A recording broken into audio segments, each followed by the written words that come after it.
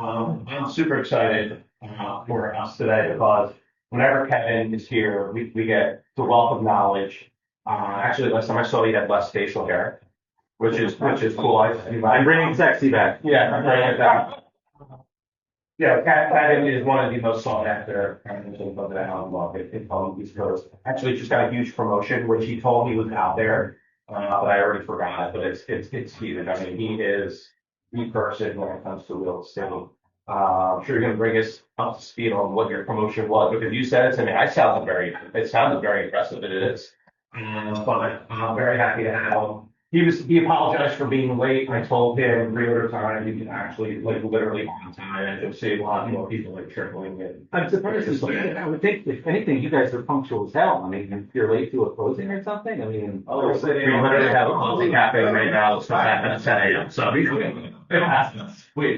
so guys, without further ado, Kevin, go. thank you very much. I hope you recorded that so I can replay it to my wife. All right, so let me see how this works first. So forward, backwards, no, okay, no. Okay, Kevin Gillen, I have a PhD in economics. Went to work, my background is over in Philly. I actually graduated right between the two Trumps who were there. The Donald Jr. that had me and Ivanka was right behind me, however you want to wait that. Anyway, ended up getting a position with Drexel. Here I am now. I was originally a research fellow with them. Recently received a promotion. I'm now the inaugural principal research fellow with the Henderson Real Estate Institute at Drexel's Business School of So thanks for that. So this is the first piece of research that I'm presenting in my new position, and you are the first people to see this research. Yes. So I'm going to try to make it work too wild. The catch is that it's preliminary, okay? So it's not completely finished yet, but that means that you get the opportunity to do what we in academia call peer review. You ever heard that phrase? Yeah. Yes. Peer review does not mean we're friends. Quite the opposite. Peer review means you're going to look at this with a critical eye, all right? And you're going to look for flaws and any mistakes, and you're going to let me know, okay? Trust me, you're not going to piss me off or hurt my feelings.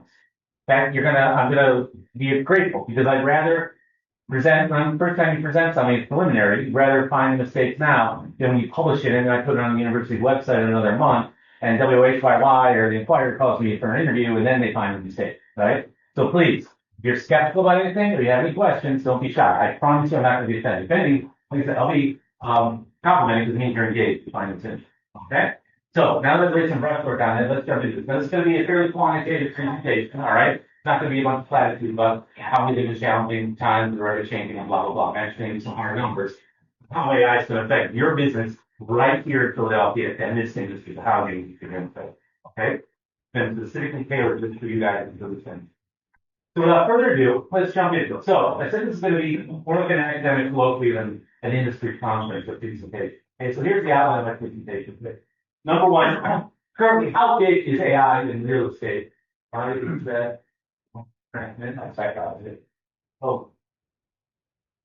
First of all, just how big is AI in real estate? How big is it projected to become? What's the problem we're talking about? Second, I'm going to talk about maybe what we call in academia survey of the literature. What's the existing literature that's been reviewed that's out there? And what does it say? I'm going to synthesize and summarize for you, on AI's projected impact on real estate. Third thing, the most interesting is modeling is index of Philadelphia. I'm going to take the findings of the literature, plug in the values for Philadelphia, our typical house price and the volume of home sales here, our typical profit margins and commissions, things like that. Plug that in my model, and then see when the AI productivity gains roll through the sector, how those numbers are going to change in response. All right. Critically, how many of you are going to still be employed and how much money you make? I'm going to tell you. At least I'm going to try to predict. Fourth, I'm going to wrap it up with some summary conclusions and takeaways. How can you respond to this? What are the main things I want you to keep in mind? What can you expect coming down the pipe? Right? We let it economic base and we want to forecast something, right? So let's start with the first one. How big is AI and what's its expected growth? This shows the total dollar volume of generative AI in the real estate industry. Okay, on the right.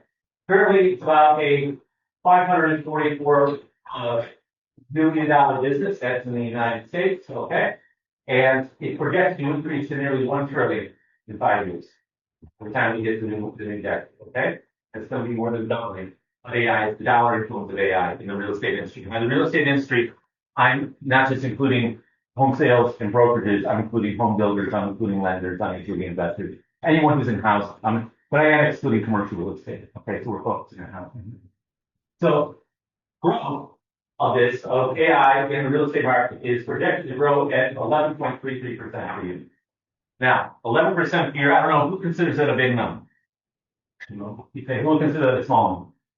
Well, to give you context, the typical value of Philadelphia's entire housing stock only grows at 4.5%. Think of that as your return on money. Just to give you some context. The average annual rate of return on a T-bill is about 1.5%. The annual rate of return on a corporate bond is about 3.5%. The annual rate of return on the stock market is about 7.5%. Okay? The typical return on a Philadelphia home, how much it grows in value per year, historic average is 4.5%. So the typical Philly home is somewhere between a corporate bond and the stock market as far as an investment goes in terms of its risk return profile. It's riskier than a bond that offers a higher return. It's not as risky as the stock market. That's why it offers a lower return. Okay? AI is expected to grow at nearly 3 times the rate of Philadelphia's housing. In other words, the total dollar amount of money being invested in AI in just real estate, the real estate industry, is expected to grow at nearly 3 times the rate that the value of Philadelphia's housing stock is expected to grow in the next 5 to 10 years. So that's pretty big. All right, you want some numbers? That's pretty good. So yeah, money is aggressively flowing not just into AI, but also AI's application to the real estate industry. So basically, I'm trying to say, yeah, you shouldn't be caring about AI. It's not just the technology; it's the dollars that it's attracting. The dollar impact it's going to have is going to be very, very big. And it's starting already to become big. So, hopefully I've convinced you that you should pay attention to AI. So, how much of AI is impacted that you have studied? The short answer is, believe it or not that much. Everyone talks about it, and Lord knows there's no shortage of articles in the press about it. But there's been very, very few really rigorous academic studies of AI done as it applies to real estate. Okay, we're still very, very early in measuring how AI is impacting real estate. So we use plenty of articles and books about AI in real estate, and you've seen it, right? But there's been very, very few peer-reviewed, empirically rigorous quantitative studies on it. And part of that's because it's just still so new. We don't have a whole lot of time series data to work with. I mean, AI really only caught fire about a year ago or so, right? So there's not been a whole lot of data collected in real estate about how AI is impacting it because it's still working through it. But there has been some research done. So what's the research say? So one of the first studies was done by Gillen and you may know them, big commercial real estate firm, Philly officer. And it was published about 2 years ago. It's called AI, Real Estate Revolution or Evolution. The next one, Morgan Stanley, was published in July of last year, How AI is Reshaping Real Estate. That's right. The next one, this one has not been officially published yet. In academia, we have various websites you can publish draft papers. This is one of them called ArcSide. And you can have other people in your profession, I'm an urban economist, so I can have other urban economists in other countries or other parts of the U.S. look at my paper and provide virtual feedback or virtual peer review.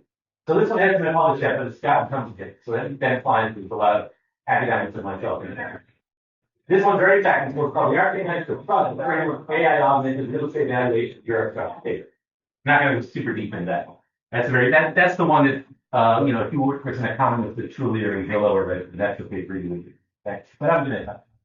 And then the fourth one was published by PricewaterhouseCoopers just this last month called AI Adoption and Workforce Transformation.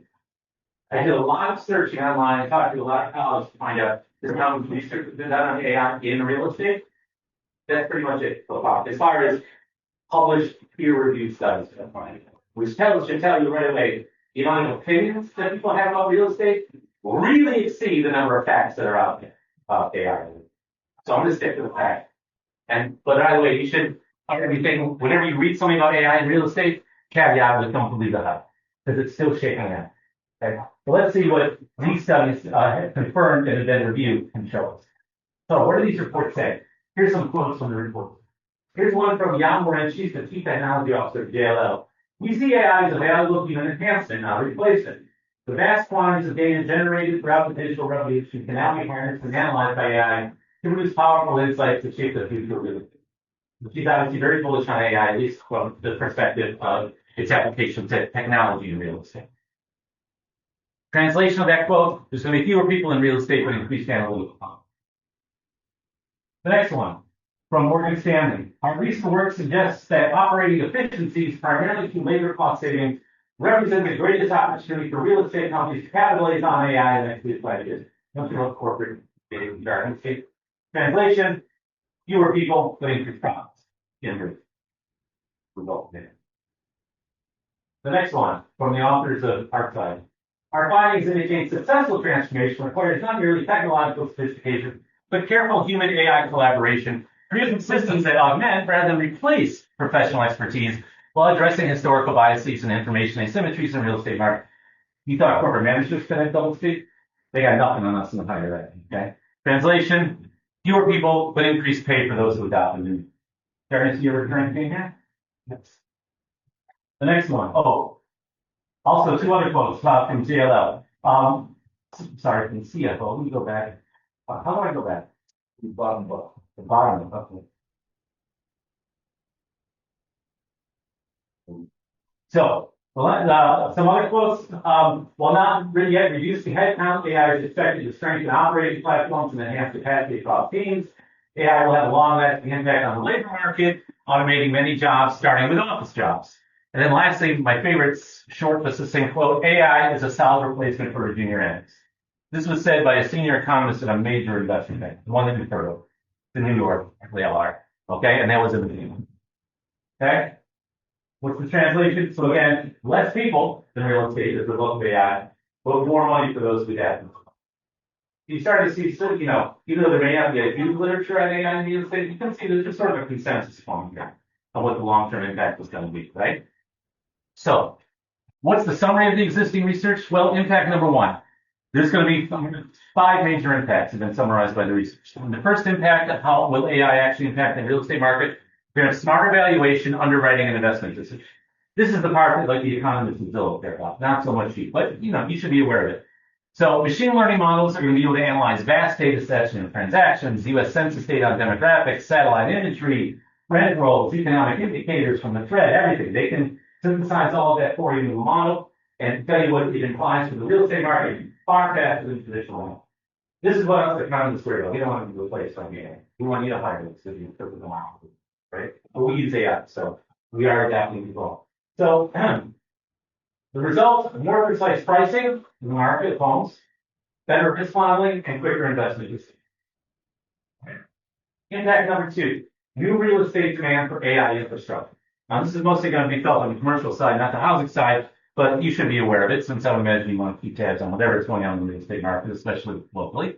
So, growth in AI-driven industries, not just driven by real estate, but just by demand for AI in general, is going to increase demand for data centers, high-performance computing facilities, and tech-oriented office companies. This is a map from a report that I'll be producing. It's not public yet. By the way, no one's recording this on the phone, right? Please don't do that.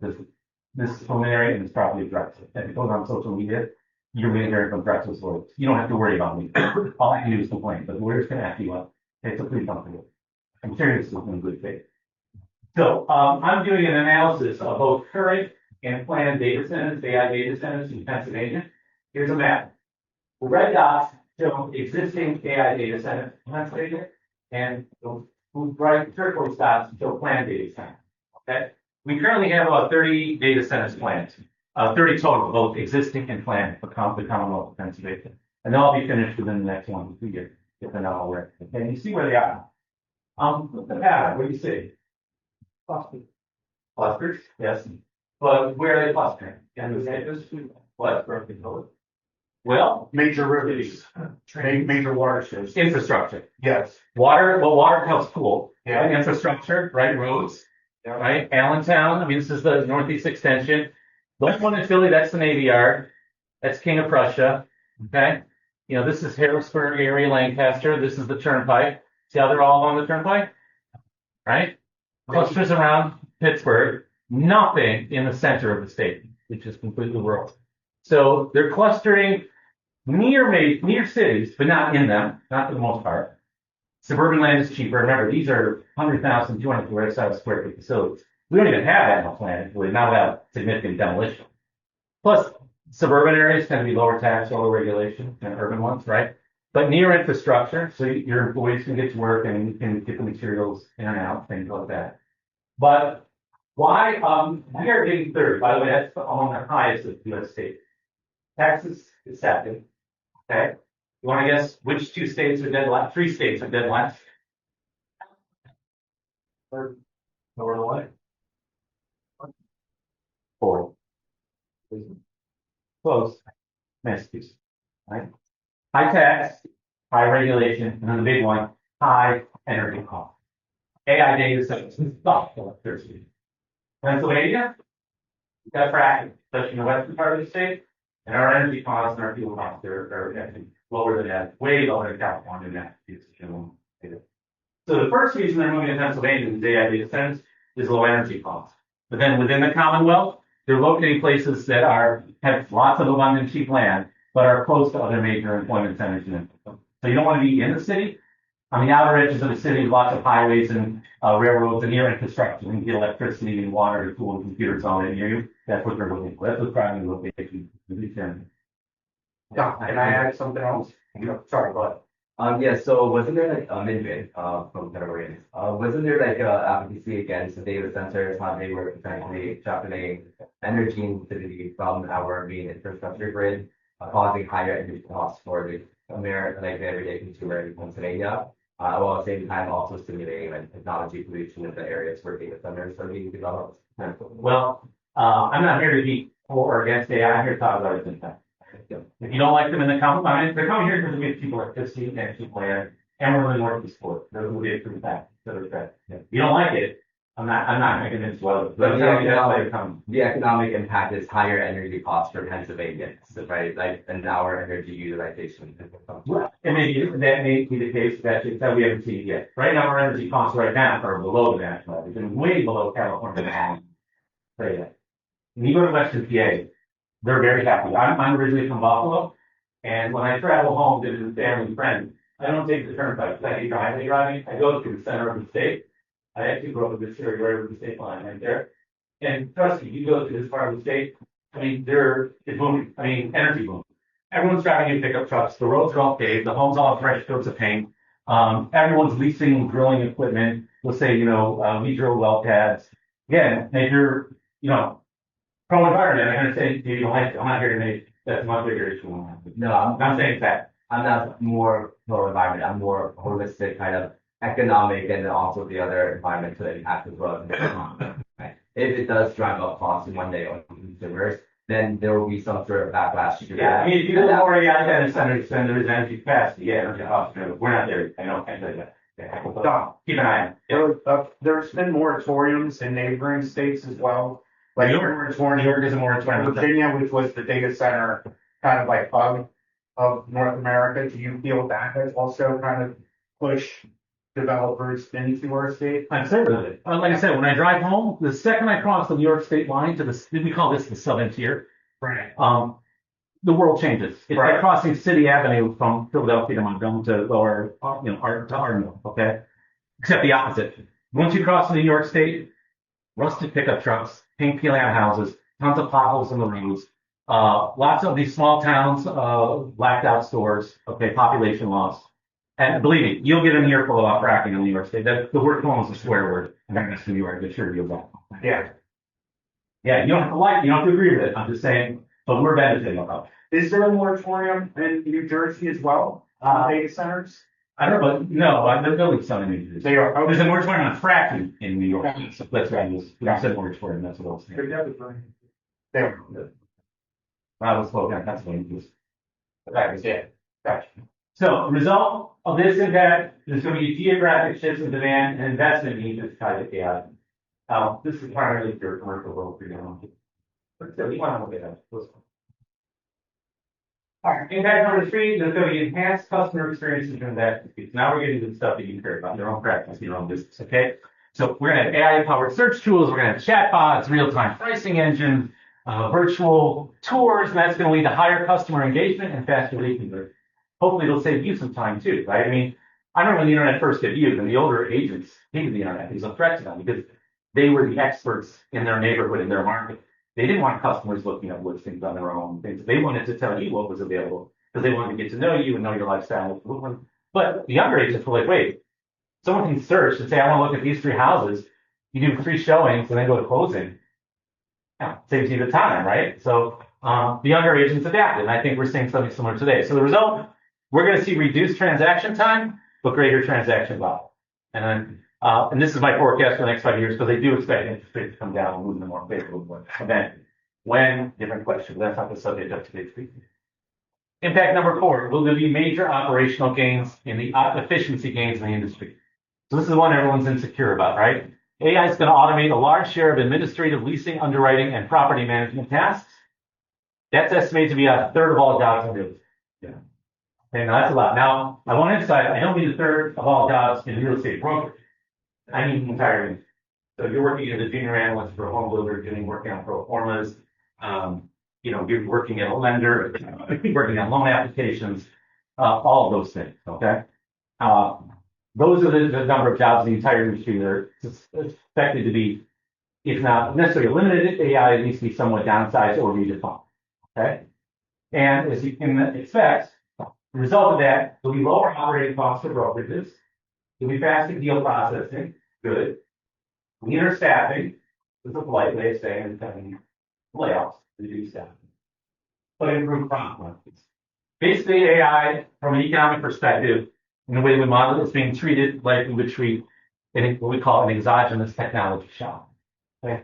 Anyone here an econ major by any chance?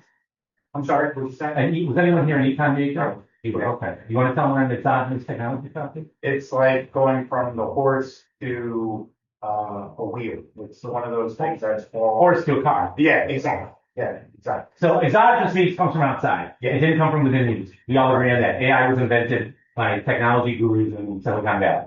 And it's coming into our industry. That's the exogenous part. The shock is that no one expected, no one planned for it, right? But the exogenous technology shock typically means one of 2 things. Either productivity in that industry is going to improve, or productivity will drop. Now, in this case, it's going to improve. It's going to reduce redundant jobs, replace them with computers or algorithms. But those who remain will reap the benefits of that productivity gains in the form of higher salary or compensation. And again, to pick the perfect example, people wonder about AI. I mean, the economics really are no different than the introduction of the car and the horse and buggy. Lots of blacksmiths lost their job. Lots of horse ranchers lost their jobs. But a lot of people moved from working in the fields to working in a factory. Now, you may not want to work in a car factory, okay? But it beats, picking crops outdoors. You're working inside. Chances are you get to sit down. The pay is definitely better than being a sharecropper, right? And you get benefits too. I mean, there's healthcare and, things you get to buy, the discount, employee benefits, and there's other things. So again, we may not currently plan on dollar workers, but if you're a sharecropper in Alabama in 1910 and you move to Detroit, you get a job at Henry Ford's River Rouge plant, that's a move up. I mean, there's a reason so many people made that transition on their own free will, okay? Similar to this. So we're going to introduce AI. Yes, there's going to be a lot of paralegals and loan processors and other people in accounts payable who are going to be laid off. But it's going to increase the productivity of the remaining firms, and as a result, profits and hence the compensation for those. The question is going to be, which side of that do you want to be on? All right, so you got to start planning and position yourself for that. How long is their anticipation kind of accuracy also? So I'm going to show you my model goes up 5 to 10 years. And is this a third of all jobs based on current LLMs, or are you looking at what is coming? We're based upon. So I showed you that chart with the growth dollars there. Yeah. So based upon that growth rate, Okay. I'm going to project that the third of all jobs will be affected by that growth rate over time. So it's not going to happen in 1 year. It's going to happen over 5 to 10 years. Right. But is that rate, I guess, of growth based on the current LLMs that are out, or what is? It's assuming that LLM productivity will increase at the same rate as AI adoption. Okay. So Okay. they're moving tandem. Gotcha. So in other words, in my model, I'm going to assume linear increases in code AI improvement. Number 5, significant shift in the nature of real estate jobs. AI's expansion will complement and even replace some entry-level analytic and administrative tasks, but more experienced and or senior roles will be more heavily weighted towards strategy, oversight, and client advice. Basically, management. I'm going to use a big bit. Yeah. try to get yourself into management as soon as you can, or start your own C-suite. Something. Sorry? Basically, it's C-suite. What? Be in the C-suite, yes. So, as I like to put it, it's not just going to be job losses, but job transformation. This is all not, it's not like AI is going to determine who gets laid off and who gets promoted or wins. People's decisions that people make in reaction to AI and how they adapt, they get to choose whether they're going to be redundant, made redundant, or they're going to win. Okay? So don't think of this as just a boulder that's coming at you can't stop. There's an opportunity coming at you as much as a boulder. How you prepare is going to determine whether you take advantage of an opportunity or you're going to get smushed by the boulder. Yeah. All right? The result, like I said, job losses for the relatively inexperienced and unskilled. There are a number of people, but workforce upskilling and productivity enhancements to the business level will be improved compensation for those people. Okay? Again, this is not just my opinion. This is the consensus of the research group. There's a whole bunch of economists and Wall Street analysts behind this that are, I'm just repeating their opinion. We're evolving of NPR now. Yeah. Well, someday they're going to be doing shows that day, right? Right. So there's a meeting with VR goggles and show clients around them. Yeah, you can find me like where you like the day before. It's like doing showing. Yeah. Not VR, holograms. Within the wrong script. So, here's the summary. The consensus findings of the research. For those who adapt, you'll have reduced operating costs, increased volume, decreased mostly junior staffing, and improved profits. For those who don't adapt, you'll have reduced volume of profits, layouts, and even visit close. We know some people are going to leave, the industry. They're not going to let their license expire. And we know some brokerages are going to either close or be consolidated and picked up. But again, this is not all somehow predetermined by anything. It's going to be determined by just as much how people react to AI as AI itself. Okay? So, how are we going to determine the industry's net gains and loss? Well, here's my solution. Later in the comments, we're going to create a model. It's going to be based upon Philadelphia. The Philadelphia market's current prevailing values. And we're going to see what it predicts as far as brokerage profits go and industry compensation goes and how many agents will still have left after this thing. All right? Any questions so far before we jump into the quant part of it? Are you going to give us the assumptions on the model? Yeah, so that's the way it's done now. Cool. You always start with the assumptions and then fix it. That's it. Giving us assumptions where population. Yeah, that's it. So let's model how AI's implementation will affect brokerage profitability of agent, realtor, and tenant. Okay. So here's my baseline assumptions and inputs. I did not make these numbers up. I found them all online. Okay. So first of all, what's the annual number of home sales we have in Philadelphia? About 17,770.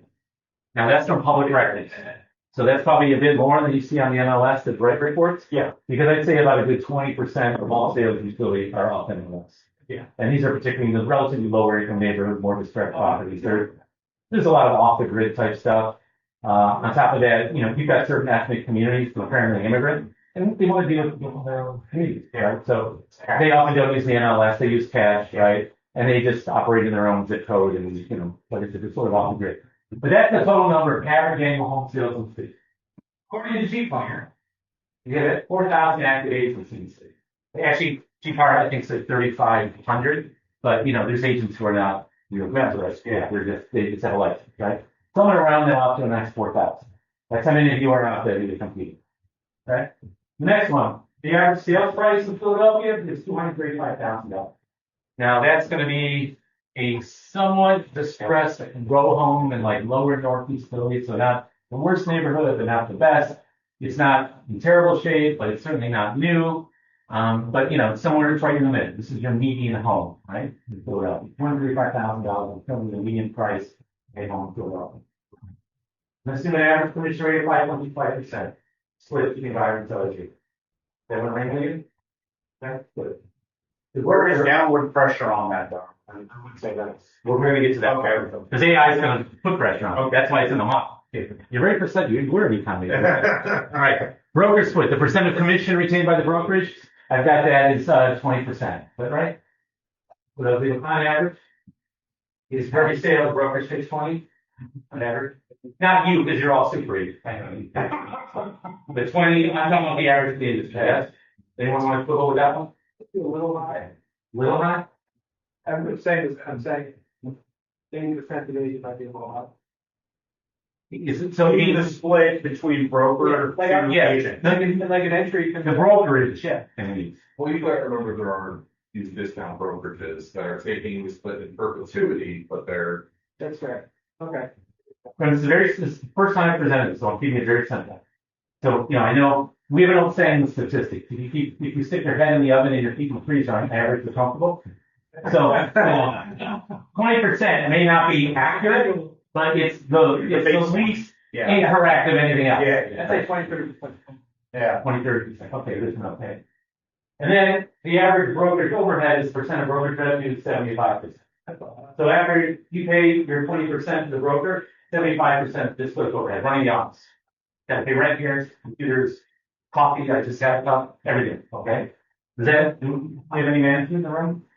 How does that sound to you? You might be low. Where's it go? Well, You think that's low? Pretty accurate. I'd say Market in the is profit city- margin 45%. so the 75%, just to be clear, is what I'm talking about. That's the percent of your commission that goes to the broker. Oh. Okay, I'm percent of your commission. I'm saying of your share of the commission that goes to the broker, 75% goes to overhead to run the office. You keep 25%. I think 75% might be low, but So you're saying you take less. Let's say your operating margin is lower. Yes, it depends on the net. the city tends to be, I see. especially if you physical offices. You have to be higher than 80 or 75%. I think it's like 75 more than inflation, 75% based on this forecast. Yeah, we have 2,000 agents. That's the average across all Philadelphia brokers. This brokerage, we have 2,000 agents across 12 offices in 5 states with all different types of infrastructure and all teams of different types. And it depends on the dividend disbursement. Remember, I want to, but I just want to be the average. That works, 75% is good. Okay. So, like I said, it's a spreadsheet, so I can tweak it very easily. But I want to start with reasonable, acceptable ways. So remember, you're not the only audience. I got to present the whole industry. Okay? Sure. All right. So, so I don't hear any huge complaints or yet. No. All right. Maybe you'd like to see it stress tested a bit, but we'll get to that. So we'll start with the basics. Okay? So we're ready. And those are my skills. In higher ed, whenever you cite a number, you always have to cite your skills because you can't make it up. That's the quickest way to get to non-publication. All right. So let's start where we are. Okay. So here's where we are right now. Here's where Philadelphia is. I'm going to plug those numbers in and then see what the model is. So here's all our numbers up here, our inputs. All right. So the annual commission pool is about $219 million. That's total sales price, average sales price, times total sales, times the commission rate. So this is the pile of money that you and every other broker in Philadelphia is chasing every year. About $219 million. That's the pile of money that's out there in commission pool. You guys you can dig that out. All right. Second thing, average gross income per agent is about $55,000. Okay. That might seem a little low to you, but remember, this is across all agents in the city. Many of whom are part-time, many of whom are very active. They just do the occasional house for family and friends or something. So that's going to drive down the average income. Okay. But 54,000, that's literally the total amount of commissions divided by the total number of active agents. So just that number divided by that number. Okay. Net commission, this is after the brokerage takes 20%, reduces your annual income to about $44,000. Okay, that's if you're just the average agent. Everyone here is above average. Brokerage revenue to the brokerage is in Philly, about $44 million. Brokerage profit off that, and using the average profit margin in the real estate industry is about $11 million. Right? So the average profit across all brokerages in Philly is about $11 million. So how will the number of active, this is where the market is right now. So right now, we're going to hold the number of active agents constant. And the agent annual income is about $44,000 under currently prevailing conditions before AI really takes. So this is our starting point, our baseline. Does anyone want to quibble with those numbers or aspects? Yes. I would say I'm done. I'm sorry. I would just say that the average, and again, correct me if I'm wrong, but how many agents actually close a deal?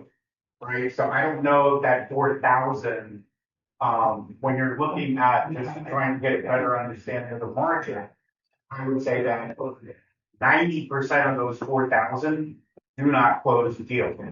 in a year. Maybe I'm wrong. 99% of agents. No, not 90. I would say 98, right? What's The national average is like 3.5. okay? So what's that national average? 3.5 thousand per year. Per agent? Real? I thought it was 70. 71 didn't close the transaction last year. It's Right. 74. So- So maybe that's 70. Right, that's the number I was looking for. Thank you. So like out of that 4,000, yeah, what's 71%? That's aggregation of data. So 28, 40. Yeah. 40. Wouldn't have closed. So I think that brings up the average. All right, so that's going to cut active agents by about 25%, right? It's going to be down to 2,800. Right? So then just increase agent annual income. Bring it to like 12. Well, okay, that's really going to increase agent annual income by 75%. Well, I mean. So now agent annual income for active agents in Philly is going to be over 100K a year. Does that sound right?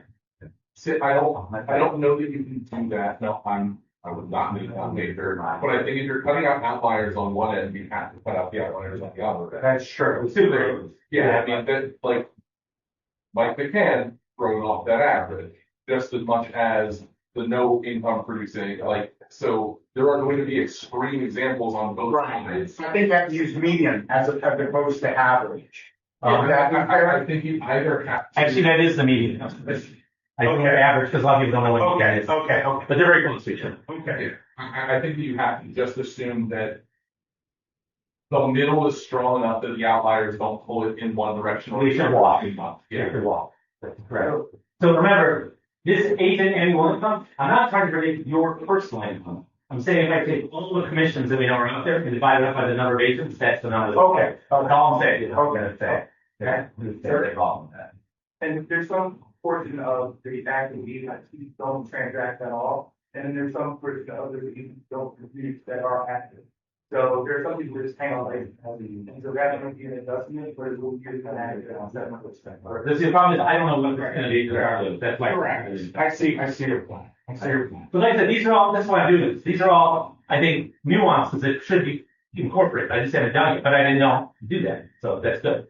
But you know, for the moment, let's just stick with the basic baseline. Let's see where it takes us, okay? So this is where we are today, all right?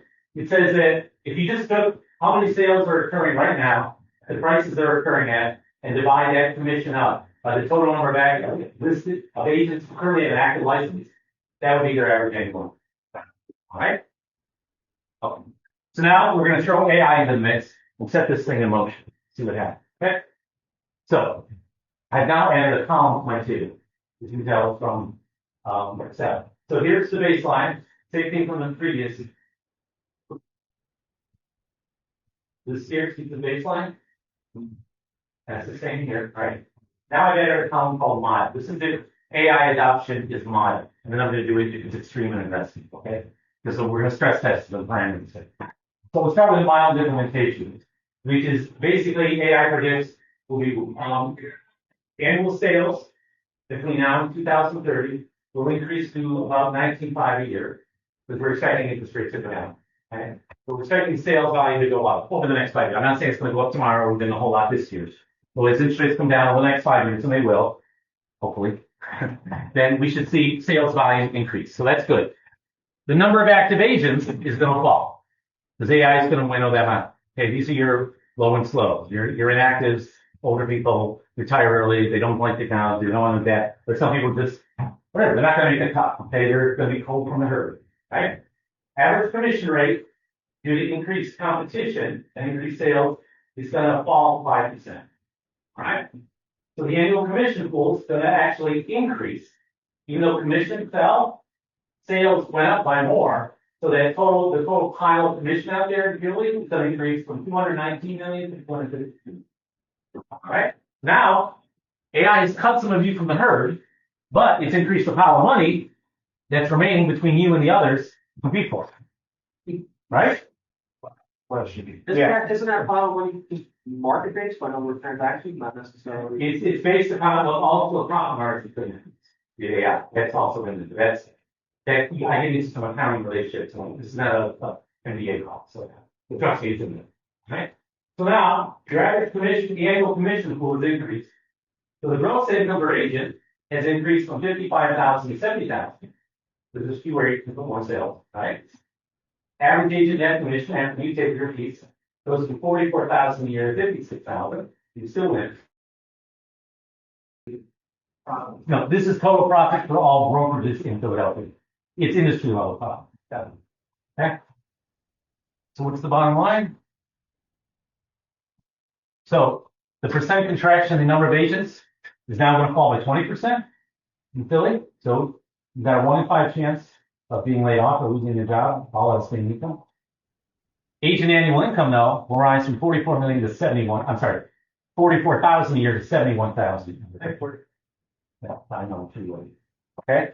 So we'll have a 20% decline in the number of agents in Philly, but we're going to have a 30% increase in brokerage profits and a 63% increase in realtor compensation. So if you get in front of AI and AI moves aggressively, but you move even more aggressively, that's what's out there for you. If you win. 63, take whatever you're making now, multiply times 1.6. I call that a pretty good raise. Especially over the course of just 1 to 2 years. So it's with the commission rate decrease. That's also with the decreased commission rate to 4.75 because sales prices and sales volume has increased by more than commission rate has fallen, so it offsets. You end up being a net winner.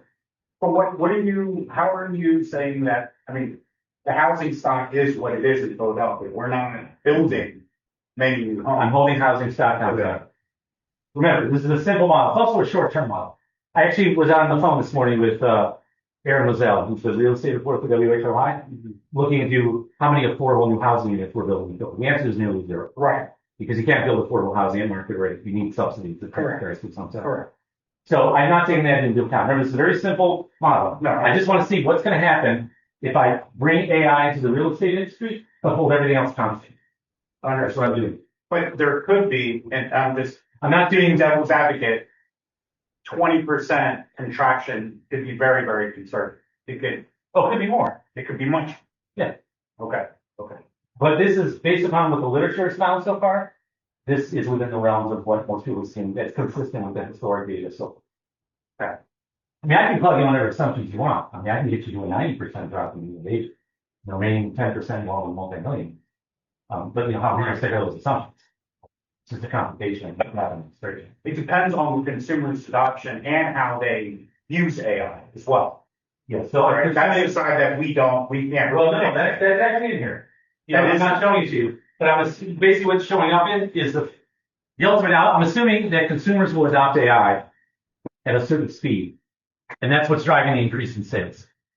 Okay. Because they're getting faster connections and lead follow-ups and all. But also demographics. So baby boomers still. I'm holding demographics constantly. Okay. I'm not doing anything on the labor market side. I'm assuming changes in interest rates and that they're going to go down. Okay. And I'm assuming a certain rate of adoption of AI by consumers. That's the only thing outside of Philadelphia housing that is exogenous. Gotcha. This is a common criticism of all economic models. We didn't take into account that. You didn't take into account that. The problem is you can end up making the models incredibly complicated, but if it doesn't really change the bottom line results, you've increased the computation of something that decreases the fact that the idea that people understand it, but you haven't changed the bottom line, which is really, what do you really care about, right? As long as you can believe that how I got to that bottom line is fairly credible and defensive. And like I said, you can be critical. You got a question? I mean, it was around the inventory, but I suppose even if we assume that the inventory can't, like if the annual sales can't increase. I'm assuming actually inventory, modest increases in inventory for the next 10 years are incorporated in the model. But that's what it's trying. Like it's extrapolate that. Yeah, with the aggressive in particular, I was unsure that the inventory could support that big of a jump, but I suppose again, the bottom line kind of ends up the same because if there is less inventory, but there's more demand, the home price is going to scale faster. So the bottom line probably washes. Yeah, there's also the feedback to the model that they can do it now. Thank you, Dr. William. So my name is Lindy. I'm the president of the Asian Real Estate Association of America. I've also just been appointed the director for Pennsylvania Association of Realtors. Thank you. And I'm one of the new part government affairs city council liaison to contact. So I'm working on housing policy from the local state. and national level.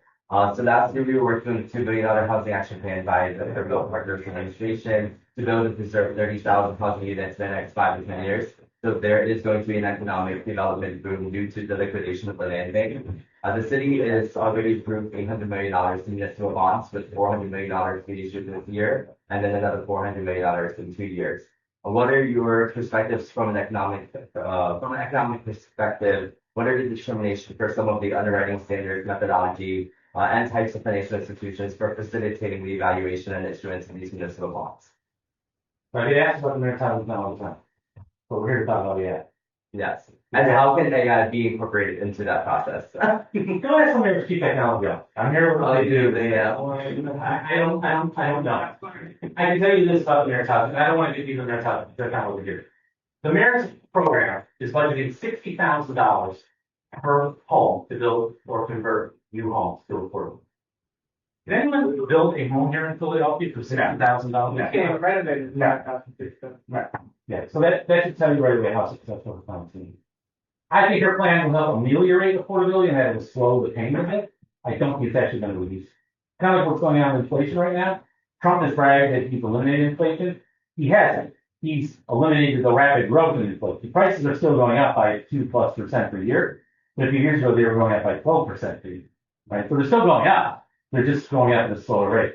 So I think she's going to have this basically the same effect. I don't think we'll see the sharp increases in unaffordability. I think we'll slow that down, but I don't think it's going to reduce. I don't see how it's not enough money, and construction development costs are way too big. We have New York construction costs in Baltimore rental prices. Philadelphia's upside down.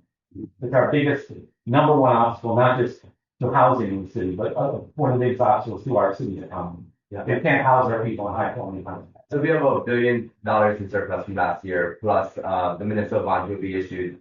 We have a strong enough of infrastructure to be able to withstand any debt service or any volatility in that municipal bond situation. From an AI now we're going to perspective. public finance funds. Since we're here, I thought there was going to be some flexibility and just the future of the city. But AI, I mean, I was salutatorian. I know exactly.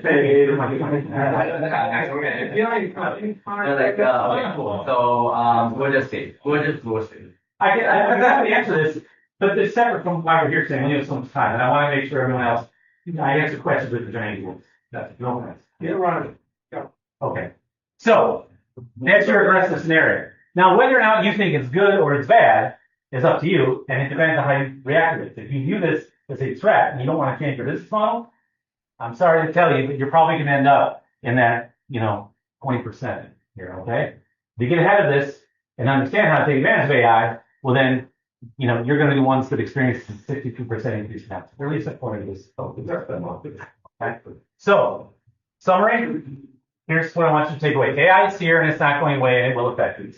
No surprise. Okay. But if you haven't, you better get with it fast. Otherwise, you will be taxed by. It will both accelerate the industry and make it more lean. It's good and bad, so that pluses and minuses. Expect the industry's pyramid to shrink at its base, but grow at feet. So pyramid become narrower, but fatter at the top. Right? So the losers are I don't want to say losers. Junior level redundancies at the bottom, like those entry level jobs, administrative jobs, things where you can be replaced with a computer will contract. But the managers at the top, that's going to expand. The winners, the opposites. Okay? Adapt and win, or your own changes and wither. These are the choices you have.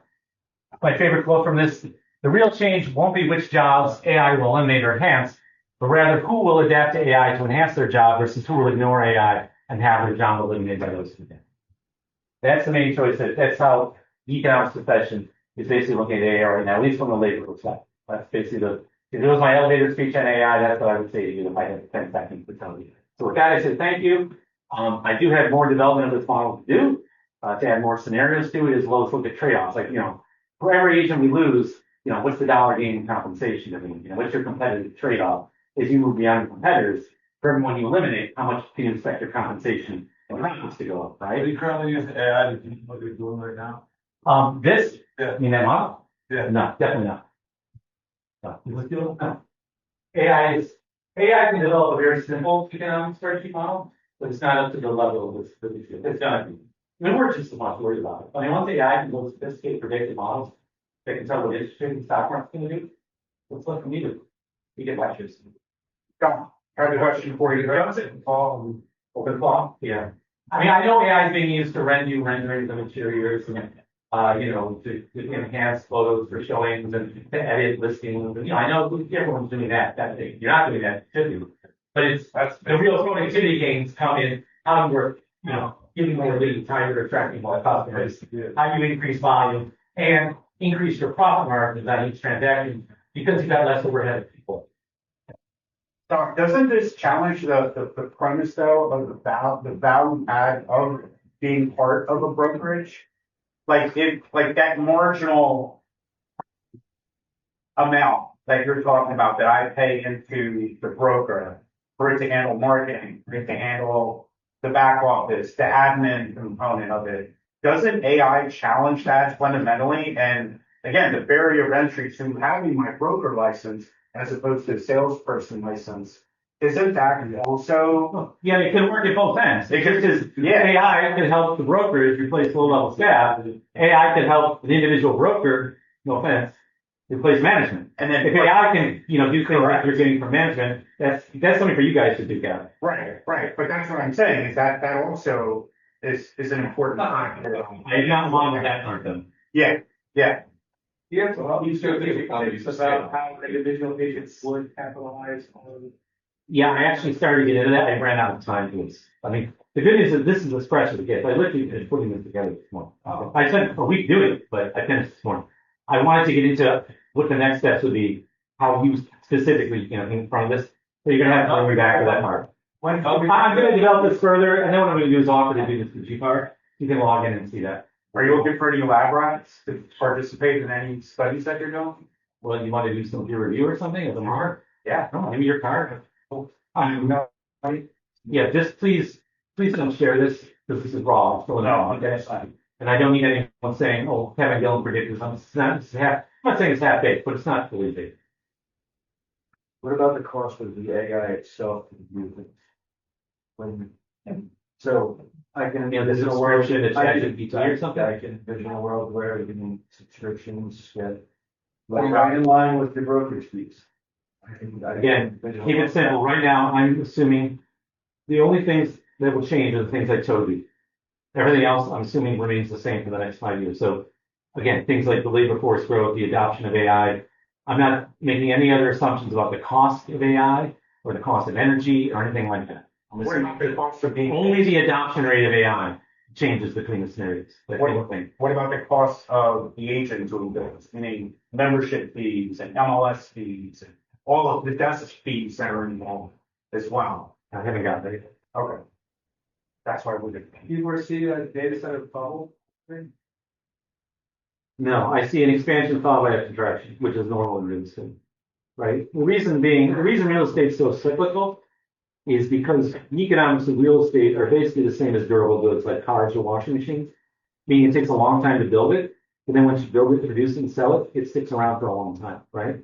So as a result, real estate markets are very rarely in equilibrium as opposed to something that's cheap and fast to produce, widgets. I think that's something, okay? You can change the amount of widgets on the market very quickly and easily, okay? Can't do that with the number of homes.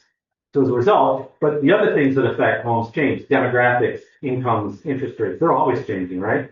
But supply is what we see inelastic in the short term, but demand is always bouncing around. So that's why prices are always moving in a cyclical pattern. So prices go up because supply is in short, right? But demand has gone up. But then builders respond by building more homes or upgrading existing homes. So then supply increases, prices level off. And then eventually you'll hit another upcycle where prices start to grow due to demand outpacing supply, and you enter another cycle. Right now we're in the expansionary phase. Who asked about the bubble? You're right. So we're in the expansionary phase. So I don't think we're in a bubble in the sense that we'll see prices of data centers collapse. But I think, once these centers are finished, there's only about half of them are fully developed right now. Yeah, we'll see prices level off, right?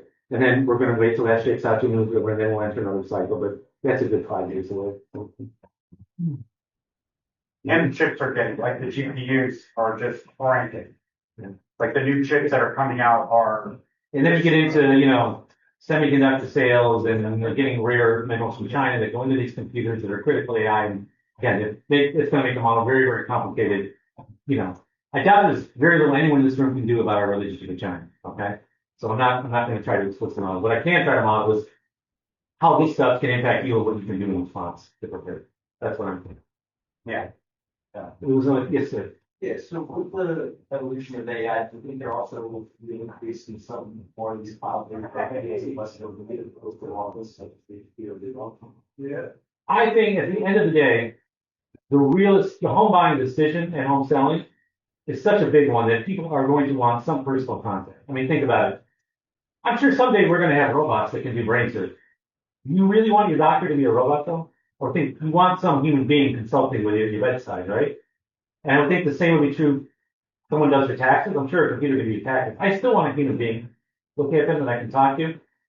I see this will be the same thing with buying home. And also same thing with commercial. So don't buy and sell a skyscraper or at least 20,000 square feet of space in Liberty One through a robot. I don't think we're there yet. Maybe someday, robots will be just like us, in 10, 20 years. And at that point, we won't have to work anyway because we'll be having sex with robots all the time. So who cares? You should name that out on your report. Yeah. It reminds me of the holodeck on Star Trek. Yeah, like people will be really using it for detective fantasy. We all know what you can use the holodeck for. Okay? So you don't think universal basic income is something that is Yeah, maybe. I mean, the futurists, talk about this. You go to these conferences like in Silicon Valley, that's what they're all talking about. We live in smart homes where we don't have to do a thing. We don't have to work. Computers can synthesize anything out of matter for it, just like the replicator on Star Trek. That's a world away still. I'm looking at the next just 5 plus years. But there are, to be fair, the smartphone has made it so that way you can operate a business strictly from a handheld device. True, a business. Would you buy or sell a home through a phone without ever interacting with another human being? Me, demographically, no, but I could see my kids. Your kids, that's my point. This is a 5 to 10 year model. We're not there yet. We're just having. Based on iBuyer type. But that was a valuation as well. That was a valuation of those iBuying. They paid way too much. For now, the AI can't go into a basement and smell what's going on. Yeah, that's a good point. Sure. But like you said, the house can get smarter. The houses. They tap into, That's right. In the future, one thing because I talk to home builders too. In the next 5 to 10 years, homes, we'll be living in smart, the new homes that are being built are smart homes. You know how your car has a million sensors in it? Yeah. It's always telling you what to do and look out for this and it's beeping at you and lights are going on. There's a screen and all. That's what homes will be like. I mean, you walk into the home, it's going to set all the preset settings to your temperature and the air humidity and the burglar alarm will come on and the cameras will turn on and somebody will pour to feed your dog and the music will come on that you like and the microwave will turn the oven will start preheating because it knows what you want to make for dinner, all this stuff. But it can backfire too. There was an interesting, the technology's not there yet, which is why I don't think we're going to be living in these completely attuned smart homes yet. There was one story that happened just a few months ago. Multimillionaire tech bro, Silicon Valley, lived in one of the prototype homes, and everything in the home was wired, including his mattress. So when you climb into bed, it senses your weight. And automatically adjusts the temperature and density of the mattress to your side of what you want. Well, in the middle of the night, the power went out. So in California, they had blackouts there because, they issues of energy. And on this bed, if the sensor is not getting any uplink to the satellite, it reverts to factory settings. So the bed folded up in the middle of the night in half, trapping him inside. Luckily, his wife had gotten up to use the bathroom. So remember, now the power's out. You can't call the police. There's no uplink. You can't use your phone to call fire department. So she had to get a baseball bat as a lever and pry him out of his smartphone. This is a billionaire who understands technology. What? He wasn't strong enough to get. He's a tech bro. He's probably some scrawny, bookish guy. This bed was probably super strong. So anyway, if my point is, if it can happen to tech executive is some type of futurist genius, it's not ready for prime time.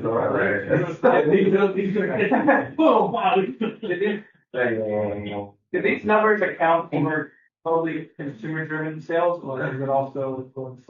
I'm assuming what's in the model, the sort of black box part I didn't show you, is the adoption rate of consumers to AI. So what I'm doing is I'm increasing, based upon how consumers are adopting AI, which I'm assuming will be positive, by increasing the connections that consumers make to you and the reducing days on market because they can close faster due to productivity gains. That's going to result in greater volume. You're saying that the exposure. For those agents who are left, they will get the greater volume, they get the benefit. So we've taken so many AI classes, it's ridiculous. So this is a different perspective. Thank you for this. What should we be doing as a brokerage in order to prepare for this transformation in society? Should we be like looking to invest money into procurement of specific AI tools and systems? I'm sure we are evaluating those things. Should we have some sort of like advisory team that's analyzing this data to help steer the programming and development of this organization into the future? What's your perspective? So anything that helps you connect with leads and get to closings faster, that AI can help you with, you want to consider. Anything that reduces your overhead, I don't just mean the brokerage, but your personal overhead, travel time, time spent on paperwork, that AI can do, going over closing docs and editing things, which AI is really good. I use AI for everything all the time. It's quite good. Those are the ones that will help position you best. I would say those are two distinct. So on the demand side, connecting with leads and turning leads into customers, and on the supply side, reducing the overhead costs of your own business practice. Any specific ones? Any specific AI tools? There's a whole plethora. There's a separate literature, and I'm still sifting through that.